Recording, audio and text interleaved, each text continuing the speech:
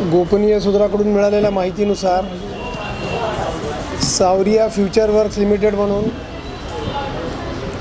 इथे एक गोडाऊनमध्ये ऑपरेट करत होती नारपोली पोलीस स्टेशनच्या हद्दीत। आम्हाला माहिती मिळाली की मुदतबाह्य झालेले जेवढे प्रोडक्ट्स आहेत त्यांचे मुदतबाह्य झालेले स्टिकर्स काढून त्याच्यावर नवीन प्राइस टॅग लावून 2026ची एक्सपायरी दाखवून काही प्रोडक्ट हे विकले जात आहेत म्हणून अशी माहिती मिळाल्यावरनं आम्ही इमिडिएटली टीम रवाना केली तिथं आणि तिथल्या रेड केली असता आम्हाला तिथं जवळजवळ 1.25 कोटी रुपयाचा माल मिळालेला आहे, ज्यात चांगल्या चांगल्या कंपनीचे प्रोडक्ट्स आहेत, ज्यात साबण आहेत, शॅम्पू आहेत, त्याचप्रमाणे खाण्याचे प्रोडक्टही आहेत, जॅम आहे, बूस्ट नावाचं जे लहान मुलं ड्रिंक पितात ते आहे।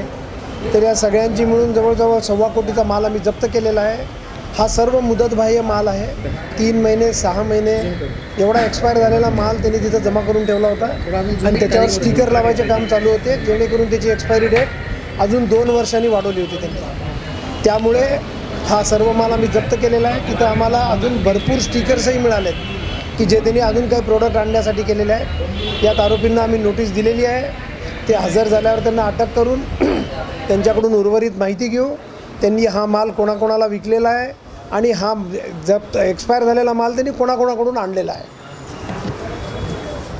सर, या पद्धतीने भिवंडी शहरातील असंख्य स्लम विभागांमधून मुदतबाह्य जे साहित्य विक्रीची दुकानं सुद्धा सुरू आहेत, त्या बाबतीत पोलीस प्रशासन भविष्यात काय पावलं उचलणार आहे? त्या बाबतीत मी जनतेला हे आवाहन करू इच्छितो की आपल्या हद्दीत जर अशी दुकानं असतील की जिथं मुदतबाह्य किंवा कालबाह्य झालेला कोणी माल विकत असेल तर या बाबतीत इमिडिएटली आम्हाला कळवावं, आमच्याकडून योग्य ती कारवाई केली जाईल।